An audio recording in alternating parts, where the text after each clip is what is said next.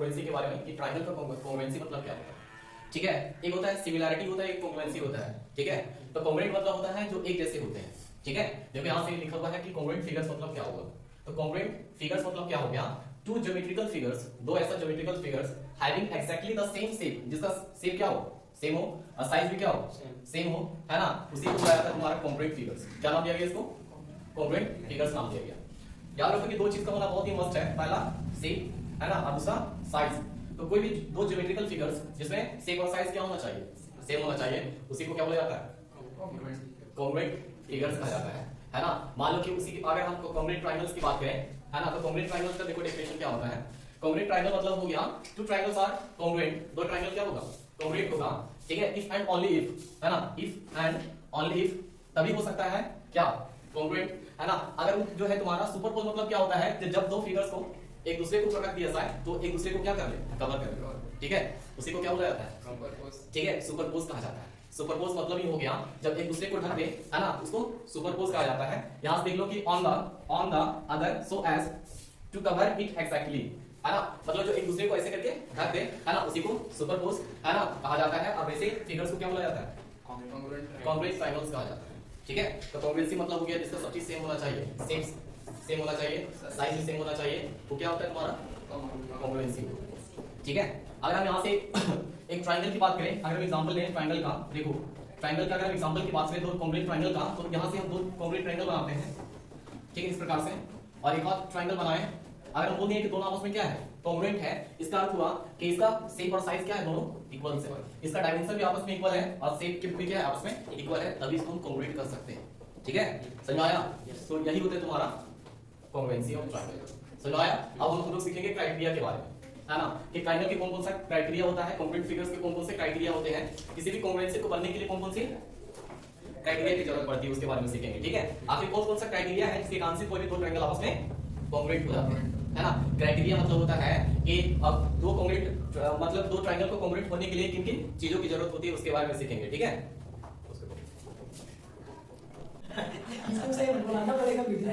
देखो अब यहाँ से मान लो कि यहाँ दिया हुआ है तुम्हारा दो फिगर्स है ना, एक का नाम है तुम्हारा एबीसी, दूसरा का नाम है डीईएफ, दोनों क्या है, ट्रायंगल है ना। जिस प्रकार से आदमी का अलग अलग नाम होता है उसी प्रकार से ट्रायंगल का भी नाम है। सोचो ट्रायंगल अपने आप में कितना अनोखा है। ठीक है, आदमी का नाम होता है क्या, मगरा दुगना, वैसे ट्रायंगल का नाम है। ठीक है, एबीसी और डीईएफ। ठीक है, यहाँ देखो ट्रायंगल एबीसी और ट्रायंगल डीईएफ आपस में क्या है, कॉन्ग्रुएंट है। ये तुम्हारा सिंबल होता है किसका, ये सिंबल है किसका, कॉन्ग्रुएंसी का सिंबल है। सिंबल मतलब क्या होता है, प्रतीक, है ना, ये सिंबल है किसका, कॉन्ग्रुएंसी का। ठीक है, तो यहां से देखो मान लो कि एबीसी और तुम्हारा डीईएफ आपस में कॉन्ग्रुएंट हो गया, क्या हो गया, कॉन्ग्रुएंट हो गया। तो देखो यहाँ पे तुम्हारे पास कितने सारे, अब जो है अगर कॉन्ग्रुएंसी होता है, अगर दो फिगर्स आपस में कॉन्ग्रुएंट हो जाते हैं तो उसके कॉरस्पॉन्डिंग साइड और कॉरस्पॉन्डिंग एंगल आपस में क्या हो जाते हैं, इक्वल होते हैं। याद रखो कि अगर दो ट्रायंगल्स आपस में कॉन्ग्रुएंट हो गए हैं, इसके कॉरस्पॉन्डिंग साइड और कॉरस्पॉन्डिंग एंगल क्या होते हैं, इक्वल होते हैं। एक को बोला जाता है कॉरस्पॉन्डिंग साइड, कॉरस्पॉन्डिंग साइड होता है। ठीक है, क्या होता है, कॉरस्पॉन्डिंग साइड्स, और दूसरे होते हैं कॉरस्पॉन्डिंग एंगल, क्या होता है, कॉरस्पॉन्डिंग एंगल्स होते हैं। ठीक है, देखो जो हिंदी मीडियम वाला है उसको ऐसे करके याद रखता है, संगत भुजा, क्या, संगत भुजा। ठीक है, दूसरा होता है संगत कोण, क्या होता है, संगत कोण। ठीक है, तुम लोग लाइन एंगल्स पे पढ़ा होगा कॉरस्पॉन्डिंग एंगल्स के बारे में कि कॉरस्पॉन्डिंग एंगल्स क्या होती है। ठीक है, तो याद रखना सेम पोजीशन पे बना एंगल क्या कहलाता है, कॉरस्पॉन्डिंग एंगल्स कहलाता है। ठीक है, सेम पोजीशन पे बना एंगल कॉरस्पॉन्डिंग एंगल कहलाता है, और सेम पोजीशन पे बने जो साइड्स होते हैं उसको क्या बोला जाता है, कॉरस्पॉन्डिंग साइड्स कहा जाता है। अगर हम इस ट्रायंगल की बात करें, अगर दो ट्रायंगल आपस में कॉन्ग्रुएंट हो गया, है ना, अगर कॉन्ग्रुएंट है तो यहां से देखो अभी हम कॉन्ग्रुएंसी लिखने के लिए सिखाएंगे किस प्रकार से कॉन्ग्रुएंसी को लिखा जाता है। ठीक है, लेकिन अगर हम बोल दिए कि ट्रायंगल एबीसी कॉन्ग्रुएंट है किसके साथ, डीईएफ के साथ, तो यहां से हम कॉरस्पॉन्डिंग साइड और कॉरस्पॉन्डिंग एंगल को लिख सकते हैं। ठीक है, देखो कैसे लिखा जाएगा, तो इसको मिटा देते हैं। ठीक है, तो यहां से देखो, यहां हम आसानी से लिख सकते हैं कॉरस्पॉन्डिंग साइड और कॉरस्पॉन्डिंग एंगल को, देखो कैसे लिखा जाएगा। तो यहां एबी जो है किसका कॉरस्पॉन्डिंग होगा, डी का। ठीक है, एबी किसका होगा, डी का। तो यहां से हम यहां से देख के लिख सकते हैं, फिगर की जरूरत नहीं है ना। तो एबी जो है, एबी डी का कॉरस्पॉन्डिंग होगा, एबी और डी क्या होंगे, कॉरस्पॉन्डिंग। अब हम जानते हैं कि किसी भी कॉन्ग्रुएंट फिगर्स में कॉरस्पॉन्डिंग साइड आपस में क्या होता है, इक्वल होता है। तो एबी इक्वल होगा किसका, डीई का। क्लियर है, फिर यहां से देखो एबी के बाद बीसी, बीसी लेना है, क्या लेना है, बीसी। एबी खत्म हो गया, एबी के बाद बीसी, मतलब बीसी किसका कॉरस्पॉन्डिंग होगा, ईएफ का, है ना। तो यहां से लिख सकते हैं हम लोग BC corresponding to EF, and BC and EF are equal to each other, है ना। क्यों, क्योंकि दोनों ट्रायंगल आपस में क्या है, कॉन्ग्रुएंट है। क्लियर है यहां तक। इसके बाद देखो एक और corresponding साइड, क्योंकि ट्रायंगल में तो तीन को corresponding साइड होंगे, है ना। तो यहाँ से देखो तीसरा corresponding साइड कहाँ से मिलेगा, तो यहाँ से, ठीक है, मिलेगा तो यहीं से देख लो कैसे मिलेगा। तो यहाँ से देखो बाहर वाला लेना है, ले लिए बाहर वाला नाम क्या है, AC, और AC है कि साइड, इस फिगर में देखो AC साइड ये वाला है, ठीक है। तो यहाँ से बाहर वाला AC और इसका बाहर वाला DF, तो AC और DF भी आपस में क्या होंगे, corresponding साइड होंगे, और corresponding side are equal to each other, है ना। क्या हो जाएगा, DF। बताओ कोई दिक्कत है यहाँ तक, किसी को corresponding साइड लिखने में प्रॉब्लम है? नहीं ना, आसानी से हम लोग लिख सकते हैं corresponding साइड को। अब हम corresponding एंगल को लिखते हैं कि देखो किस प्रकार से corresponding एंगल को लिखा जाएगा। तो बहुत ही आसान है, A का corresponding कौन सा एंगल होगा, D होगा, है ना। B का corresponding कौन सा एंगल होगा, E होगा, और C का corresponding कौन सा एंगल होगा, F होगा। तो याद रखो कि किसी भी congruent फिगर में corresponding साइड के साथ corresponding एंगल्स भी क्या होते हैं, इक्वल्स होते हैं। तो यहाँ से एंगल A इक्वल हो जाएगा किसके साथ, ठीक है। इसके बाद एंगल B इक्वल होगा एंगल E के साथ, और एंगल C इक्वल होगा, बताओ किसी को दिक्कत है? नहीं ना। तो तुम यहाँ से एक चीज सीखा क्या, कि अगर दो ट्रायंगल्स आपस में कॉन्ग्रुएंट हो जाए ना, तो देखो कितना चीज आपस में इक्वल हो जाता है, उसके corresponding साइड आपस में इक्वल हो जाते हैं, और उसके corresponding एंगल्स आपस में क्या हो जाते हैं, इक्वल हो जाते हैं। बताओ किसी को दिक्कत है? नहीं। अब दूसरा एग्जांपल में चलते हैं, ठीक है, एग्जांपल नंबर 2 में। यहाँ देखो ABC, वही ट्रायंगल ABC जो पुराना वाला ट्रायंगल था, लेकिन यहाँ से इसका नाम तो चेंज कर दिया गया, और इसका नाम क्या है, EDF, है ना। देखो इस ट्रायंगल की बात हो रहा है ABC, इसका नाम क्या है, EDF, है ना। हम सिखाएंगे कि किस प्रकार से corresponding साइड्स को, corresponding जो है corresponding जो है किस प्रकार से corresponding को लिखा जाता है, उसको हम सिखाएंगे। लेकिन पहले देख लो कि अगर corresponding अगर congruent हो गया तो किस प्रकार से corresponding साइड को और corresponding एंगल को लिखा जाता है, ठीक है, बिना फिगर की हेल्प लिए, ठीक है। अब यहाँ से देखो, फिर इसमें वो उसी प्रकार से चलेगा, AB किसका, ED का, है ना। AB जो है किसका इक्वल होगा, AB इक्वल होगा किसका, ED का, AB इक्वल होगा ED का, ठीक है। और BC इक्वल होगा DF का, DF देखो, है ना। तो BC इक्वल होगा किसका, DF का।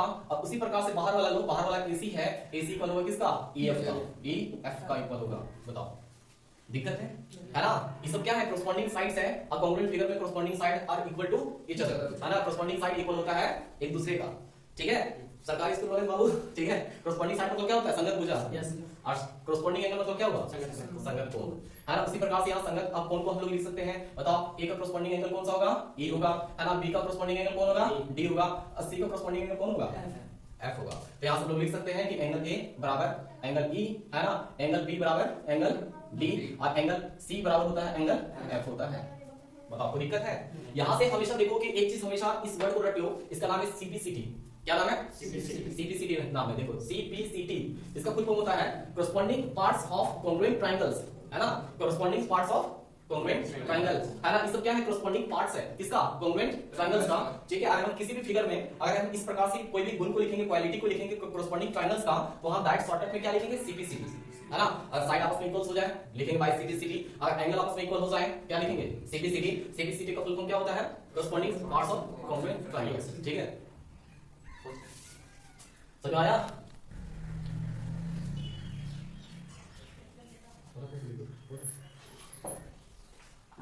देखो यहाँ से, ठीक है। अगर हम बात करते हैं कि criteria for congruency of triangle, है ना, कि कोई भी ट्रायंगल का दो अगर कॉन्ग्रुएंट है उसके लिए मतलब कॉन्ग्रुएंसी होने के लिए कौन कौन सा क्राइटेरिया की जरूरत है, ठीक है। कौन कौन से क्राइटेरिया होने चाहिए, है ना। कोई भी दो समांतर त्रिभुजों की क्राइटेरिया क्या होना चाहिए जिसके कारण से ट्रायंगल कॉन्ग्रुएंट हो सकता है, ठीक है। तो यहाँ देखो कि कोई भी दो ट्रायंगल कॉन्ग्रुएंट होने के लिए कौन कौन सी क्राइटेरिया, किन किन बातों का जरूरत होता है, ठीक है। याद रखना, इसके पहले जो हम बताए थे कि जब कोई भी ट्रायंगल आपस में कॉन्ग्रुएंट होते हैं, ठीक है। मान लो कि हम यहाँ से दो ट्रायंगल छापते हैं, एक यहाँ पे ट्रायंगल है, दूसरा एक यहाँ पे ट्रायंगल है। मान लो इसका नाम है ABC, है, इसका नाम है DEF, है ना। मान लो कि AB इक्वल है किसका, इसका संगत भुजा ए वाला है, इसका संगत भुजा ए वाला है, इसका संगत भुजा ए वाला है, ठीक है। इसका संगत कोण कौन है, इसका संगत कोण ए वाला है, और इसका संगत कोण ए वाला है। संगत कोण मतलब हो गए corresponding angles, ठीक है। अब यहाँ से देखो हम क्या बतलाए थे कि AB और DE आपस में इक्वल होगा, BC और EF आपस में क्या होगा, इक्वल होगा, और AC और DF आपस में क्या होंगे, इक्वल्स होंगे, ठीक है। इसके बाद हम बताए थे कि एंगल A एंगल D का इक्वल होगा, एंगल B एंगल E का इक्वल होगा, और एंगल C जो है एंगल F का इक्वल होगा, है ना। तो जाहिर सी बात है इस सारे पॉइंट्स को देखकर कोई भी बच्चा भी बता सकता है कि ट्रायंगल्स आपस में क्या है, कॉन्ग्रुएंट है ना। क्या है, ट्रायंगल कॉन्ग्रुएंट है। अगर ये सारा चीज पता है उसको तब कोई बता सकता है कि ट्रायंगल्स क्या है, कॉन्ग्रुएंट है। लेकिन इनके अलावा भी मात्र 3 चीजों की जरूरत पड़ती है कॉन्ग्रुएंट होने के लिए। कितनी चीजों की, ठीक है। तो वही चीजों के बारे में हम लोग सीखेंगे कि आखिर किन किन बातों का ध्यान रखा जाता है जब दो ट्रायंगल आपस में कॉन्ग्रुएंट हो जाते हैं तब, ठीक है। तो देखो यहाँ से पहला क्राइटेरिया का नाम है ASA क्राइटेरिया। क्या नाम इसका, ASA क्राइटेरिया। इसको एंगल साइड एंगल क्राइटेरिया के नाम से जाना जाता है, ठीक है। जैसे मान लो कि कोई भी इंसान होने के लिए स्ट्रक्चर अलग होता है इंसान का, है ना, उसकी बॉडी बनावट अलग होती है ना, उसके बोन्स का स्ट्रक्चर अलग होता है। उसी प्रकार से हम लोग इंसान और जानवर में डिफरेंस कर पाते हैं कि वो इंसान है तो जानवर है, ठीक है। उसी प्रकार से अगर दो ट्रायंगल कॉन्ग्रुएंट है तो उसके लिए किन किन बातों का ध्यान रखना चाहिए। कॉन्ग्रुएंट कब हो सकता है, जरूरी नहीं कि 6 पॉइंट आपस में इक्वल होगा तभी कॉन्ग्रुएंट होगा, ठीक है। उसके लिए कुछ कुछ क्या है क्राइटेरिया, वही क्राइटेरिया के बारे में सीखेंगे हम लोग। पहला नाम है ASA criteria, angle side angle criteria. देखो लगभग जो है एक क्राइटेरिया ये वाला नीचे वाला क्राइटेरिया सेम ही है, क्या है सेम है, बस किताब में थोड़ा सा बाकीती करने के लिए है ना इसको और इसको सेपरेट कर दिया। यहाँ देख लो ना, ऐसे मतलब दो एंगल और एक साइड इक्वल होना चाहिए, दो एंगल और एक साइड इक्वल होना चाहिए। यहाँ भी तो बात वही है, दो एंगल और एक साइड इक्वल होना चाहिए। लेकिन यहाँ देखो साइड को बीच में रख दिया, है ना, साइड को कहाँ रखा, बीच में रखा। इसका बीच में रखा मतलब इसको बोला जाता है इंक्लूडेड साइड। क्या बोला जाता है, इंक्लूडेड साइड। इंक्लूडेड साइड मतलब होता है दो एंगल के, है ना, दो कोरस्पोंडिंग एंगल के बीच वाला साइड, दो कोरस्पोंडिंग एंगल का बीच वाला साइड को क्या बोला जाता है, कोरस्पोंडिंग साइड कहा जाता है। दो कोरस्पोंडिंग एंगल के बीच वाला साइड को क्या बोला जाता है, कोरस्पोंडिंग साइड कहा जाता है। तो यहां से देखो ऐसे क्राइटेरिया मतलब क्या हो गया। अभी आपको इंक्लूडेड एंगल्स के बारे में बताएंगे, इंक्लूडेड एंगल्स क्या होती है। देखो ऐसे क्राइटेरिया में if two angles and included side, अगर दो एंगल और इंक्लूडेड साइड है ना ऑफ अ ट्रायंगल, किसी भी ट्रायंगल का आर इक्वल, क्या है इक्वल है to the corresponding angles and the corresponding sides, उसके कोरस्पोंडिंग एंगल का कोरस्पोंडिंग साइड का, ठीक है। तो हम लोग बोल सकते हैं कि टू ट्रायंगल्स आर कॉन्ग्रुएंट, ठीक है। क्या होगा, two triangles are congruent, triangles आपस में क्या होंगे, कॉन्ग्रुएंट होंगे। इसके बाद देखो क्या लिखा हुआ है डबल एएस क्राइटेरिया में, एंगल साइड क्राइटेरिया, जिसमें बताया गया है कि दो एंगल और एक साइड अगर इक्वल हो जाए ना, दो एंगल और एक साइड, अगर किसी भी दो कॉन्ग्रुएंट फिगर्स का, मान लो कि दो फिगर्स का दो एंगल और एक साइड आपस में क्या हो जाए, इक्वल हो जाए, तो वहां पे ट्रायंगल आपस में क्या होंगे, कॉन्ग्रुएंट होंगे। क्या साइड को बीच में रखा गया, नहीं रखा गया, मतलब यहाँ पे साइड को इंक्लूडेड होना जरूरी नहीं है।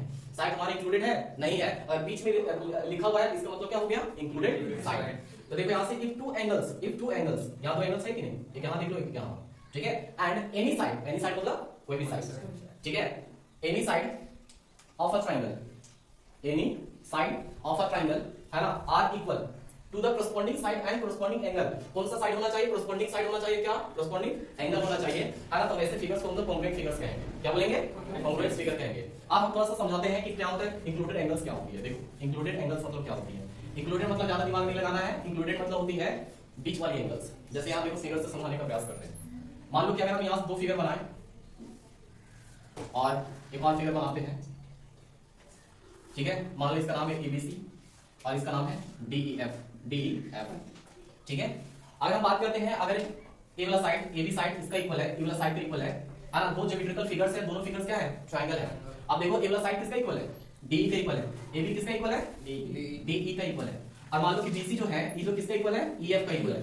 बीसी किसका इक्वल है, ईएफ का इक्वल है ना, बीसी किसका इक्वल है, ईएफ का इक्वल है ना। तो यहां से देखो अगर हम कोरस्पोंडिंग एंगल की बात करेंगे तो यहां देखो ए वाला एंगल इसका इक्वल है और ए वाला एंगल इसका इक्वल है, मतलब दोनों एंगल्स, दोनों साइड से कौन सा एंगल बन रहा है, ए वाला बी वाला एंगल बन रहा है कि नहीं।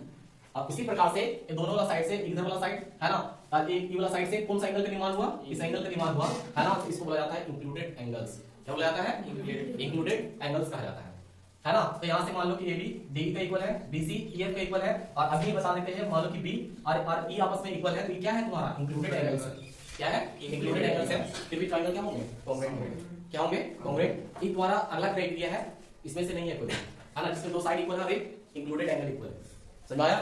तो यहां से देखो अब बात आता है इंक्लूडेड एंगल्स नहीं बल्कि इंक्लूडेड साइड्स का, ठीक है, किसका, इंक्लूडेड साइड्स, इंक्लूडेड साइड्स। देखो इंक्लूडेड साइड्स में हम लोग क्या करेंगे, क्या होता है इंक्लूडेड साइड्स।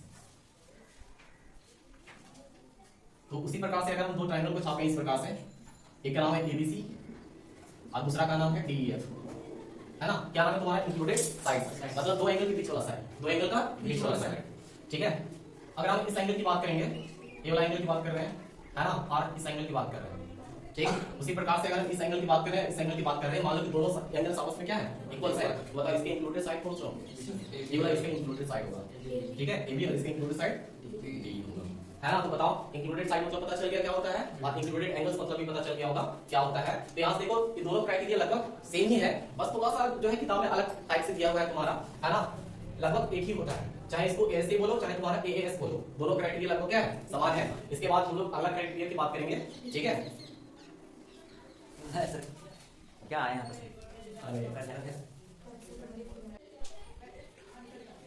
देखो इसके बाद कौन सा क्राइटेरिया है ट्राइंगल का, है ना, तीसरा क्राइटेरिया है ट्रिपल एस क्राइटेरिया, ठीक है। ट्रिपल एस क्राइटेरिया मतलब हो गया side side side criteria. Side side side criteria बताता है कि किसी भी दो ट्राइंगल का तीनों, ठीक है, corresponding साइड, कौन सा साइड, corresponding साइड, देखो corresponding थ्री साइड्स, ठीक है, इक्वल होगा किसी दूसरे के साथ, किसी दूसरे ट्राइंगल के साइड के साथ, है ना, तो दोनों जो है ट्राइंगल्स आपस में क्या हो जाएंगे, कॉन्ग्रुएंट हो जाएंगे। क्या होंगे, टू ट्राइंगल्स आर कॉन्ग्रुएंट। या तो फिर से एक बार पढ़ते हैं क्या लिखा हुआ है, if the three sides and of a one triangle are equal to the corresponding three sides of the other triangle, then two triangles are congruent, है ना। मान लो यहाँ से समझने का प्रयास करो कि मेरे पास दो ट्राइंगल है इस प्रकार से, पहला ट्राइंगल, ये दूसरा ट्राइंगल है। ये पहला ट्राइंगल का नाम है एबीसी और दूसरा ट्राइंगल का नाम है डीईएफ, ठीक है। मान लो क्या है, हम बात करते हैं इसका, अगर एबी किसके साथ इक्वल है, डी के साथ, डीसी किसके साथ इक्वल है, डी के साथ, और एसी किसके साथ इक्वल है, डीएफ के साथ इक्वल है, तो हम लोग बोल सकते हैं कि दोनों ट्राइंगल आपस में क्या है, इक्वल, कॉन्ग्रुएंट है ना। दोनों ट्राइंगल क्या है, कॉन्ग्रुएंट है। क्या यहाँ पे 6 पॉइंट का होना जरूरी है, नहीं, मात्र कितना पॉइंट बता रहा है कॉन्ग्रुएंसी को, 3 पॉइंट, है ना। तीनों साइड अगर इक्वल हो गया फिर भी ट्राइंगल आपस में क्या होंगे, कॉन्ग्रुएंट होंगे, ठीक है। इसके पहले हम लोग सीखे थे कि दो एंगल और एक साइड इक्वल होना चाहिए, और अभी सीखे कि अगर तीनों साइड इक्वल हो जाए तो भी ट्राइंगल क्या होंगे, कॉन्ग्रुएंट होंगे। मतलब किसी को दिक्कत है यहाँ तक, नहीं। अब आगे बढ़ते हैं, जिसका नाम है, नेक्स्ट वाला का नाम है आरएचएस क्राइटेरिया। क्या नाम है, आरएचएस क्राइटेरिया। ये क्राइटेरिया राइट एंगल के साथ फिट होता है, ठीक है, किसके साथ, राइट एंगल ट्रायंगल के साथ फिट होता है। मान लो कि दो राइट एंगल ट्रायंगल्स हैं, कितने राइट एंगल ट्रायंगल्स हैं, दो राइट एंगल ट्रायंगल्स हैं, है ना। और दो राइट एंगल ट्रायंगल्स में तो एक एंगल तो 90 डिग्री होबे करेगा। राइट एंगल्स मतलब होता है क्या, जिसका एक एंगल कितना डिग्री होना चाहिए, 90 डिग्री होना चाहिए। अगर हम दो राइट एंगल ट्रायंगल्स की बात करेंगे तो देखो यहाँ से दो हम राइट एंगल ट्रायंगल्स बना रहे हैं, है ना। मान लो इसका नाम है ए बी सी और इसका नाम है डी ई एफ, ठीक। अब यहाँ से देखो, यहाँ पे 90 डिग्री यहाँ बन रहा है और यहाँ पे इसका 90 डिग्री बन रहा है, ठीक है। हम इस क्राइटेरिया को बता रहे हैं, आरएचएस क्राइटेरिया। तो यहाँ देखो, यहाँ पे क्या बोला कि two right angle triangles are congruent, दो राइट एंगल ट्रायंगल्स क्या होगा, कॉन्ग्रुएंट होगा, ठीक है। If one side and the hypotenuse of the one are equal to the corresponding side and the hypotenuse, then triangles are congruent. मतलब यहाँ से क्या बोला कि अगर एक, यहाँ देखो, किसी भी राइट एंगल ट्रायंगल का एक एंगल तो 90 डिग्री होना ही होना है, ठीक है। अगर उसका हाइपोटेनस इसका ये वाला होगा और इसका हाइपोटेनस कौन होगा, ठीक है। और कोई भी एक साइड यहाँ पे इंक्लूडेड एंगल को होना मस्ट नहीं है। आरएचएस क्राइटेरिया में इंक्लूडेड एंगल को होना मस्ट नहीं है, इंक्लूडेड एंगल होना जरूरी नहीं है। कोई भी दो साइड, या तो ए वाला साइड इसके साथ इक्वल हो जाए, ठीक है, ए वाला साइड इसके साथ इक्वल हो जाए, या तो फिर, है ना, ए वाला साइड इसके साथ इक्वल हो जाए, फिर भी ट्रायंगल क्या हो जाएगा, आपस में कॉन्ग्रुएंट हो जाएंगे।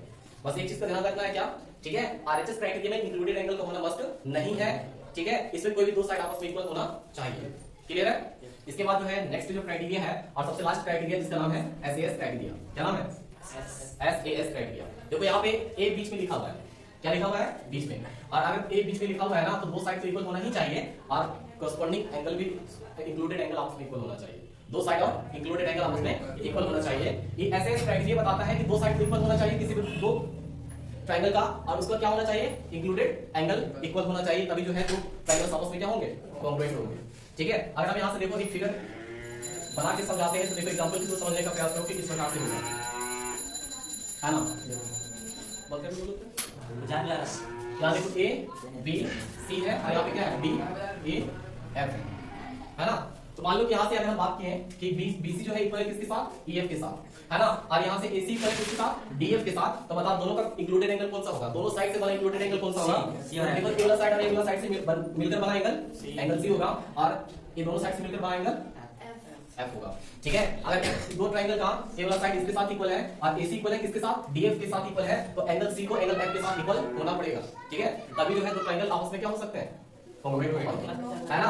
लेकिन मान लो कि यहाँ से दो साइड आपस में इक्वल है, ए वाला साइड इसके साथ इक्वल है और ए वाला साइड इसके साथ इक्वल है, लेकिन ए वाला आपस में इक्वल नहीं है। मान लो ए वाला एंगल जो है इसके साथ इक्वल हो गया, एंगल बी किसके साथ इक्वल हो गया, एंगल बी के साथ इक्वल हो गया, तो हम नहीं बोल सकते हैं कि दोनों कभी भी जो है दोनों आपस में कॉन्ग्रुएंट होगा, हम नहीं, ठीक है। एबीसी जो है इसके साथ कॉन्ग्रुएंट नहीं हो सकता है, डीएफ के साथ कॉन्ग्रुएंट नहीं होगा, इसलिए कॉन्ग्रुएंट नहीं होगा क्योंकि यहाँ पे इंक्लूडेड एंगल नहीं है। समझ आ गया, बोलो कोई दिक्कत है, नहीं। तो एक टोटल मिला के कितना कॉन्ग्रुएंसी हो गया, 5 तो है क्रम के अनुसार से, लेकिन जनरली कितना है, 4 है। पहला क्राइटेरिया का नाम क्या था, है ना। तो फर्स्ट क्राइटेरिया था तुम्हारा एंगल साइड एंगल क्राइटेरिया, या तो फिर एंगल साइड क्राइटेरिया, ये फर्स्ट क्राइटेरिया था। सेकंड क्राइटेरिया क्या था, साइड क्राइटेरिया। अब थर्ड वाला आरएचएस क्राइटेरिया, है ना। और सबसे फोर्थ वाला ठीक है, एसएएस क्राइटेरिया, है ना। तो किसी भी दो ट्रायंगल को कॉन्ग्रुएंट होने के लिए अगर तीन की सब कोई भी क्राइटेरिया को फॉलो करता है तो दोनों ट्रायंगल आपस में क्या हो जाएंगे, कॉन्ग्रुएंट हो जाएंगे, ठीक है। समझ आ गया। अरे